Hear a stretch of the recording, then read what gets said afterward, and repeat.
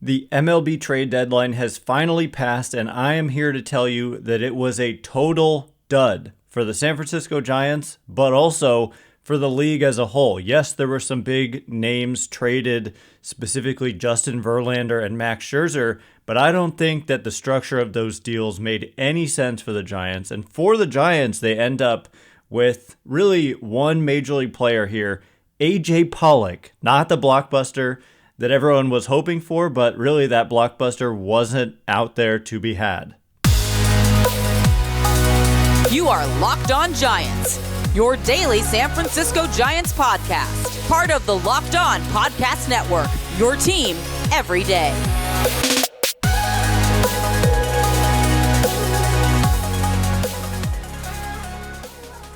Hello and welcome to Locked On Giants, part of the Locked On Podcast Network, where it's your team every day. My name is Ben Kaspick, and on the show we provide daily episodes Monday through Friday talking about the San Francisco Giants in a way that's data-driven and rational, but also simple, passionate, and accessible to all.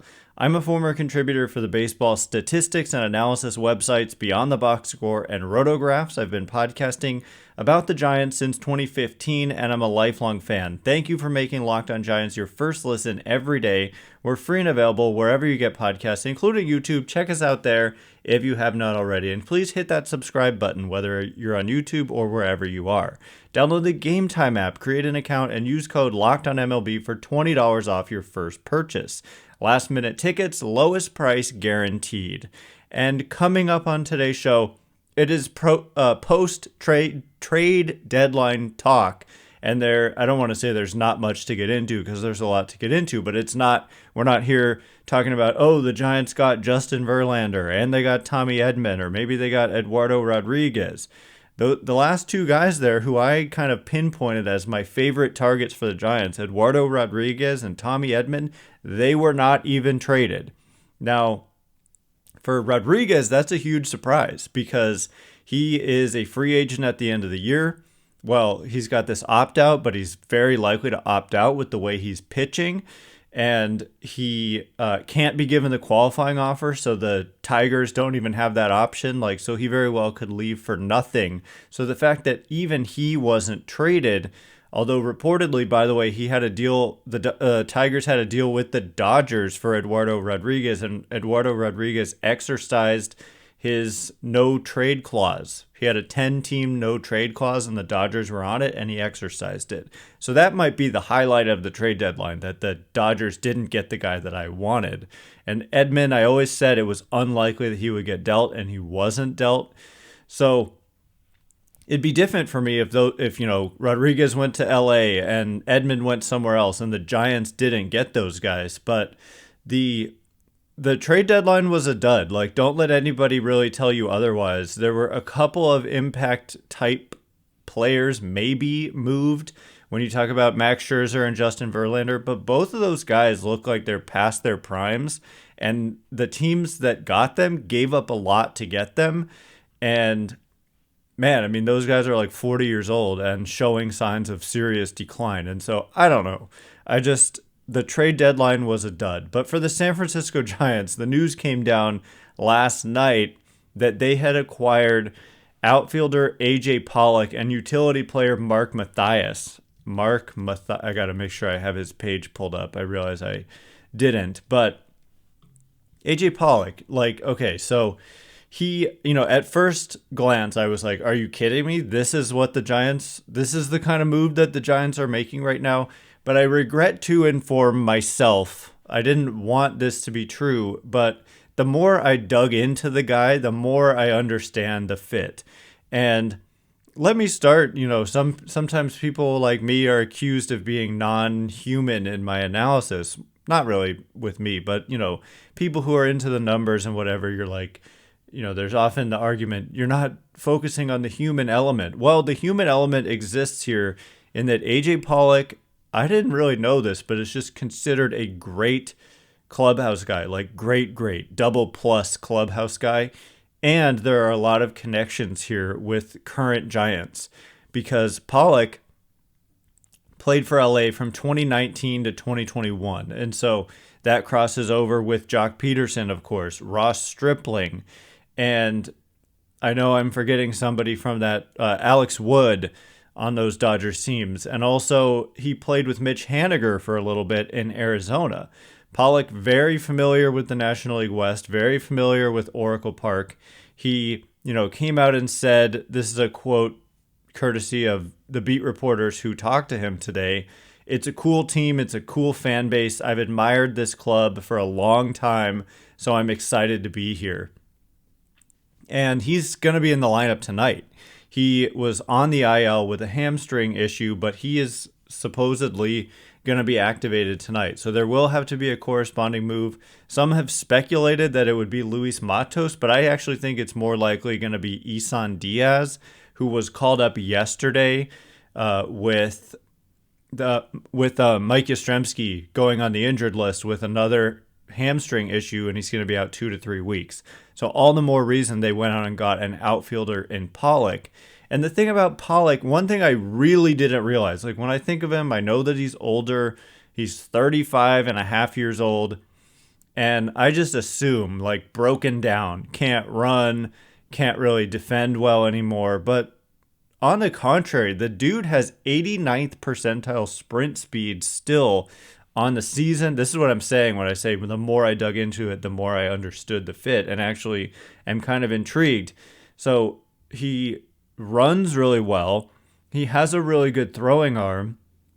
The defensive metrics aren't great, but I don't totally understand why. When you run well, could just be, I mean, they're actually okay this season, but no, they've been good. I mean, in his career in left field, +7 defensive runs saved, including +4 this season, +1 out above average. So I don't know exactly what I'm talking about when I say the defense hasn't been great. +29 defensive runs saved in his career in the outfield. But obviously he's older. But like I said, he's still running better than 89% of the rest of the league.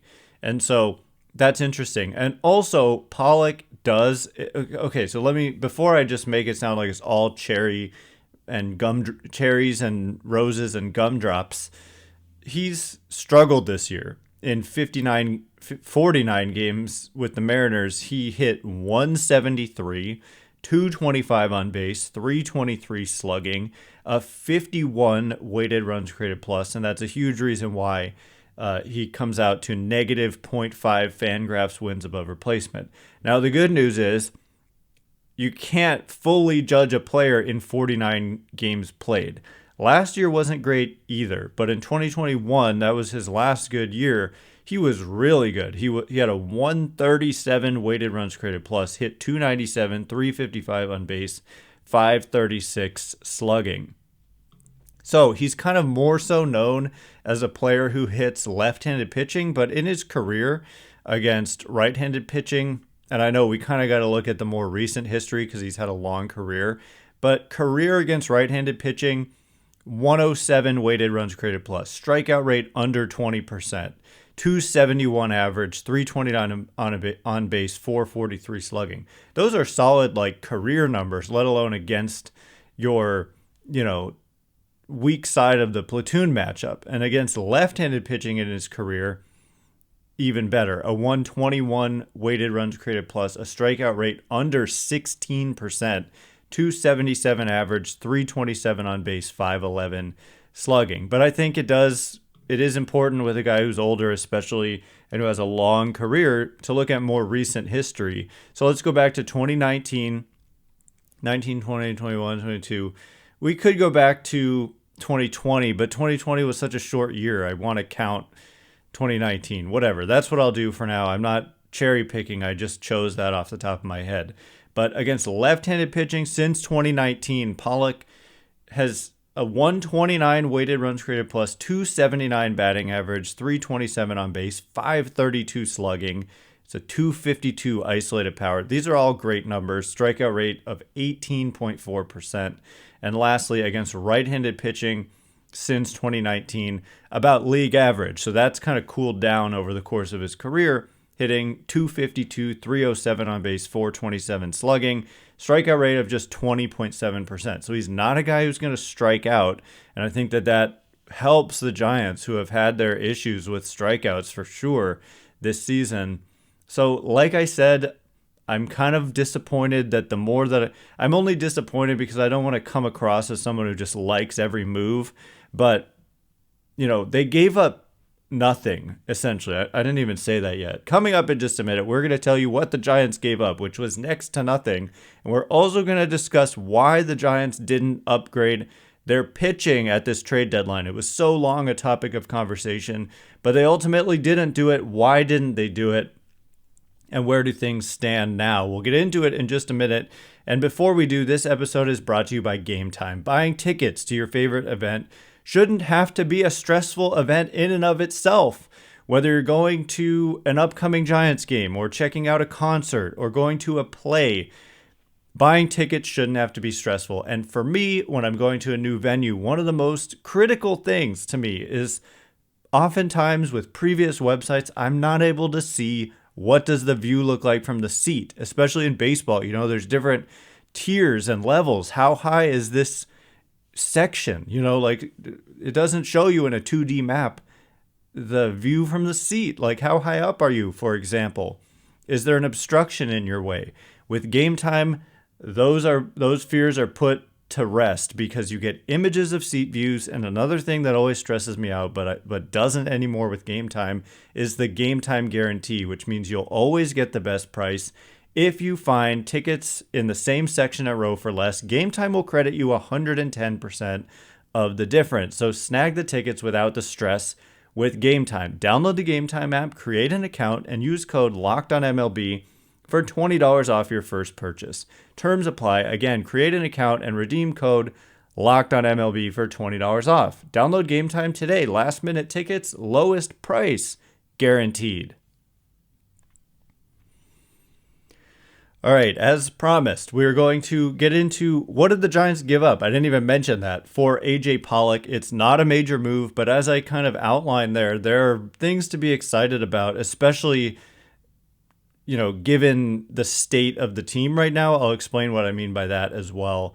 Thanks again for making Locked On Giants your first listen every day. Today was a little bit late. I was waiting for trade deadline news. None came down. So glad I waited all day for that.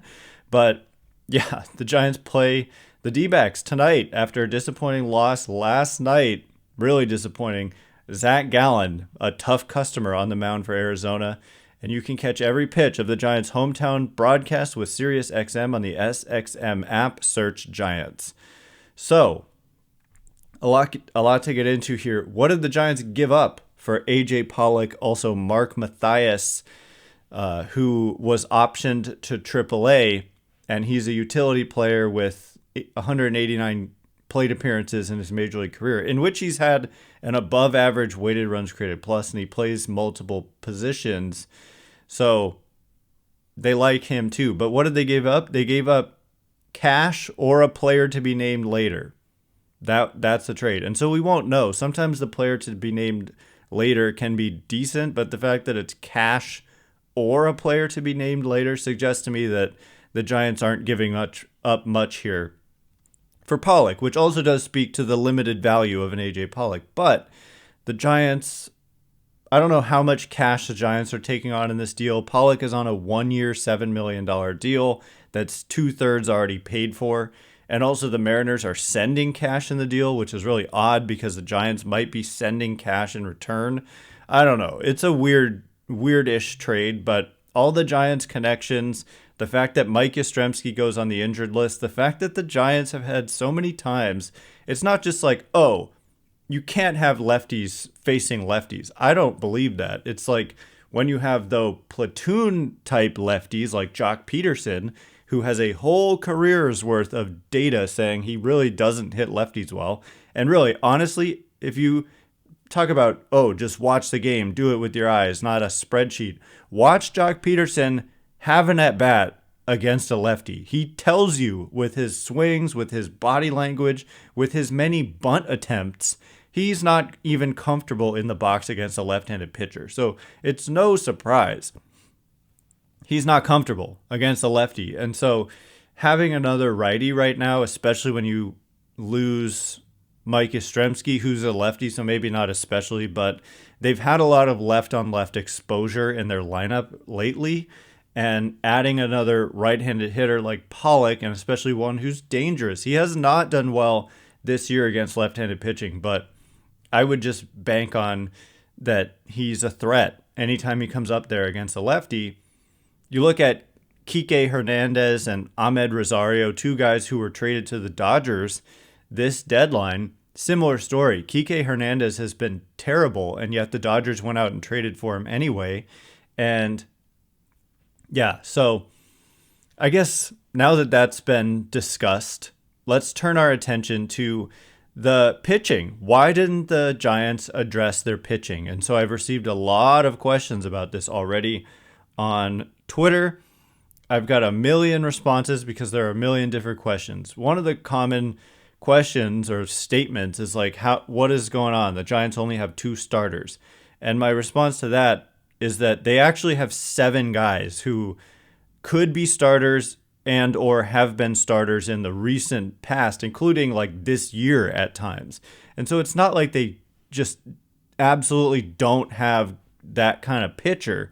They just are choosing not to use them in a traditional starter's role. And it's also somewhat hard to argue that it's like a bad call because they are 14-5 now in bullpen games. And so, using an opener and then going to whoever it is, whether it's Alex Wood or Sean Manaea or Ross Stripling, it's not really hurt them that much. And you might say, well, Stripling and Manaea are absolutely dreadful. But, this was something I posted independent of the trade deadline.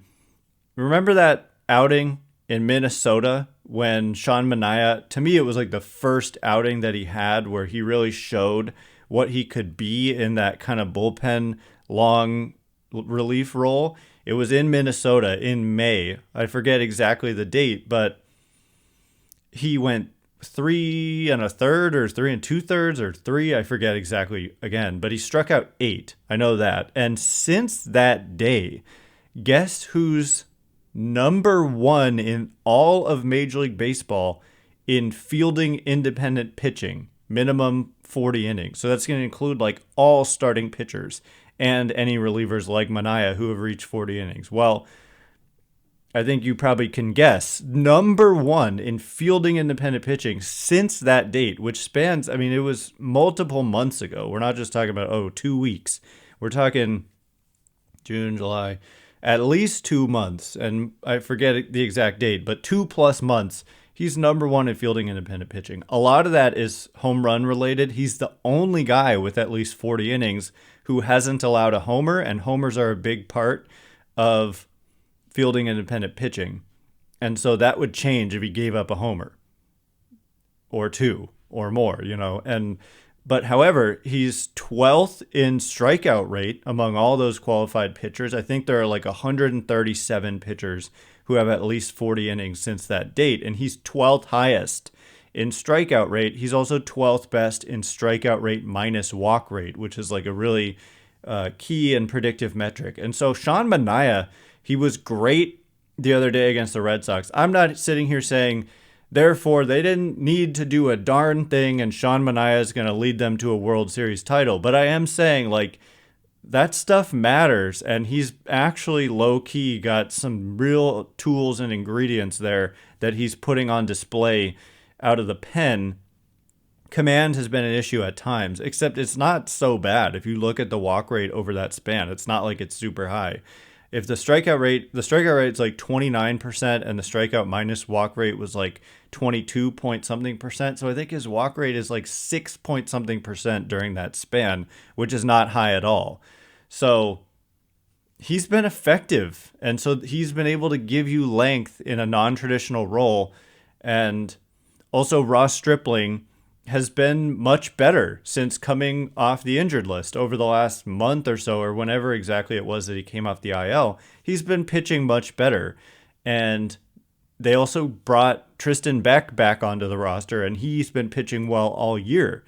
And they have guys in the minor leagues like Kyle Harrison, who made a rehab appearance coming off this hamstring issue that he had. He's pitching again, and he was dominant in a little short stint in Arizona. And so I think he's going to factor in down the stretch. And also Keaton Wynn had an elbow issue, but it turned out to be just inflammation. He's going to rest, but I think in September and potentially beyond, they view him as a guy who can take down innings. And then not even to mention a guy like Alex Wood, who's been a starter for most of his career. And so they have the guys to give them the length that they need to get through games, but it's non-traditional for sure. And like, if you just gave me Justin Verlander or Max Scherzer for free, do I think they would have made sense for the Giants? Yes. But in the structures of the deals that they were traded in, I don't think it made sense. And I'm going to explain why in just a minute. And the reason is the Giants would have had to give up more than they would have wanted to, simply put, because as I predicted, that was the Mets' main priority, and they had to do some crazy things to get there. So we'll explain what they did and what it means for the Giants and their young players in just a minute. And before we do, all right, as promised, we're going to get into the reason it didn't make sense to go out and get Justin Verlander or Max Scherzer given the deals that got made. Again, if you just gave me if you just said you can have these guys, even just for money, then I would say yes, they should do it. But it wasn't just for money. Thanks again for making Locked On Giants your first listen every day. Everydayers, tomorrow on the show, we're going to be breaking down post-trade deadline kind of reaction. I'm sure we'll have some like Farhan Zaidi, Gabe Kapler player quotes, hopefully talking about a win. It's going to be tough with Zach Gallen on the mound for the D-backs. Alex Cobb may be going to start today. He was already pushed back because he's sick, and so it's not entirely clear if he's even going to start tonight. Giants play the D-backs at 6:45 Pacific, and you can catch every pitch of the Giants' hometown broadcast with SiriusXM on the SXM app. Search Giants. So I just want to be clear, like I said, like why you might say Justin Verlander and Max Scherzer got traded. Why didn't the Giants trade for these guys? Well, the reason is, as I speculated multiple times on this show, I thought the Mets' incentive was going, because they have an owner who is like crazy willing to spend money.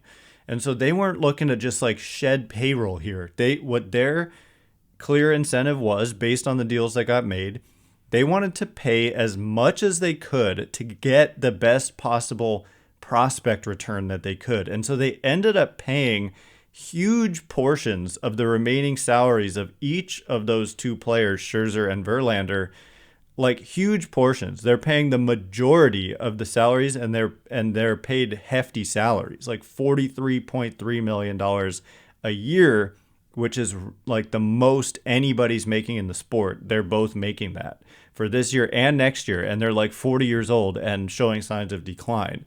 So that's why I've said no team would even have taken on that contract. If the Mets had just DFA'd them, they wouldn't have been claimed. They would have cleared waivers because they were such underwater contracts.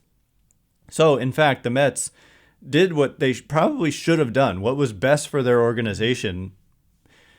They paid a lot in order to maximize the prospect return. And in both cases, they got guys who were considered to be like mid top 100 prospects for these players who I think are showing clear signs of being past their primes and are signed for multiple years when they're only going to get older. Verlander could be there till he's 42. And so it's not like you're getting peak Justin Verlander. That's kind of a different animal.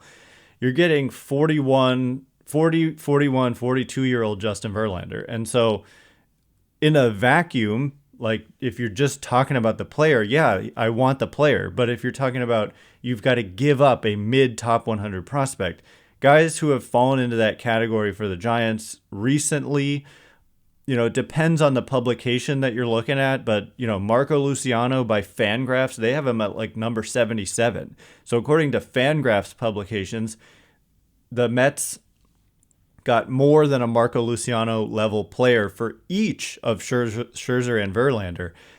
Other publications like MLB Pipeline have Luciano 15th, and so they don't always all agree, but whether it's Bailey or Matos. And again, some have those higher, some have those lower. So it depends on who you ask, really. But someone like that, Bailey, Matos, Luciano, I think Harrison's kind of generally ranked a little bit more in like the top 20 or so, but still, I would throw his name into the mix there. Carson Wisenhunt, if he wasn't dealing with his elbow injury, for sure, would have been a guy in that mix. And so is it worth giving up one of those players for these like 40-year-old pitchers who are showing signs of decline?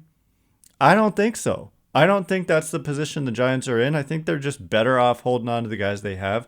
Like I said, they have pitching. And if you go to May 1st, which is 3 months ago, the Giants are second in Major League Baseball in earned run average. They're first in fielding independent pitching. So it's not like their pitching is in shambles, despite the fact that it's definitely unorthodox. Their pitching is second in ERA in Major League Baseball for the last 3 months, despite the 2 starters or whatever, So, look, I would have liked some more stability when you're looking at a postseason series. I don't know what that's going to look like, but I would hope somebody's established themselves as a just clear-cut rotation guy by that point. We shall see. No more trades can go down.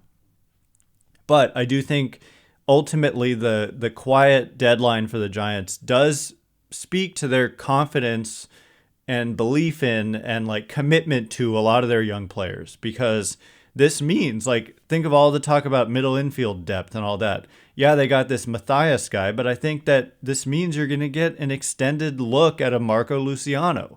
Whereas, this is what I'm saying. Feel free to tell me who you think got traded, a guy who actually got traded, who was a perfect fit for the Giants that they passed up on. You could make a case for Jordan Montgomery, but I've said this before the deadline, before he was traded. I viewed him more as a mid-rotation starter that wasn't a super clear upgrade over some of their other a little bit of an upgrade, but I'm not sure it was worth giving up talent to bring in a guy like that. Maybe, but he's kind of the only guy, perhaps. And it was still, I wouldn't be doing cartwheels if they got Jordan Montgomery personally. But I honestly forget where I was going with all that. If something about tell me what trade you think they should have made, because in the middle infield, Paul DeJong, that's one I was thinking of. Some people might say Paul DeJong, but really, I mean, you're going to play Paul DeJong, who's a perfectly mediocre kind of player, over the upside of a Marco Luciano. And I think you've got decent depth there with Crawford. And then, of course, Tyro could play some short. He's close to coming back. Haniger's close to coming back. Matos will continue to play. They didn't push him out of the mix. I don't think Pollock takes Matos's place. I think, like I said, it more so takes, right now they've got Isan Diaz, they've got Casey Schmidt, and they've got Marco Luciano kind of all in that middle infield mix, along with Crawford and Tyro coming back soon. So I think one of those guys probably goes for Pollock. By the time you're listening to this, that move has probably happened while I'm recording here, who the corresponding move is to add Pollock to the roster. I'm guessing Isan Diaz, even though he's the only lefty kind of second base option right now, with Brett Wisely also being optioned. But I think it's a vote of confidence in Casey Schmidt, Marco Luciano, Luis Matos, Tristan Beck, but also Keaton Winn and also Kyle Harrison. All those guys figure to factor in down the stretch. Could the Giants have gotten better? Theoretically, yes. Were there moves that could have helped them? Theoretically, yes. Did those moves actually transpire at this trade deadline in Major League Baseball? I'm not convinced at all that they did, given what it would have cost. I'm not talking about money. I'm talking about giving up a Luis Matos type for a 40-year-old pitcher showing signs of decline type of move. Something like that. Does that make sense? I don't think so. Anyway, let me know what you think. I know people are going to be disappointed just because you wanted something, and I get that. And I totally get it. But really look through all of the trades that happened and what it cost. Read the analysis on MLB Trade Rumors and tell me if you think that would have made sense for the Giants. I don't think so with pretty much anyone. I'm disappointed, but the moves just weren't there. Like, I wanted Tommy Edman. He didn't get traded, so I'm not going to sit here and complain about not getting Edman when nobody got Edman. Anyway, that is all the time we have for today. Thanks again for making Locked On Giants your first listen every day. Everydayers, tomorrow we're going to be getting back to some baseball. We'll discuss the first couple games here. Big game. Giants need to get back on track, get the bats going. It's going to be tough against Zach Gallen. We'll see if Alex Cobb can go. We'll see what the corresponding move is for activating AJ Pollock. Giants play the D-backs tonight at 6:45 Pacific. You can catch every pitch of the Giants' hometown broadcast with SiriusXM on the SXM app. Search Giants. Once again, my name's Ben Kaspick. Check me out on Twitter at Ben Kaspick, Kaspick.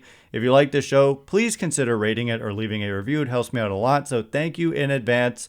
And thank you to everyone who's done so already. I can't wait to be with you again tomorrow. Thanks again for listening. You are now Locked On Giants.